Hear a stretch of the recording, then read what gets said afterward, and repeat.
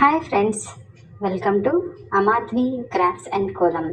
ఈరోజు నేను 7 నుంచి 1 వచ్చేంత వరకు చుక్కల ముగ్గు చూపించబోతున్నానండి. ఈ 7 నుంచి 1 చుక్కల ముగ్గు ఒక్కొక్క చుక్క విడిచి 7 నుంచి 1 వరకు పెట్టుకోవాలి. అంతేనండి. ఈ విధంగా సింపుల్గా మనం రోజువారీ చుక్కల ముగ్గులు ఇంటి ముంగిట వేసుకోవచ్చు.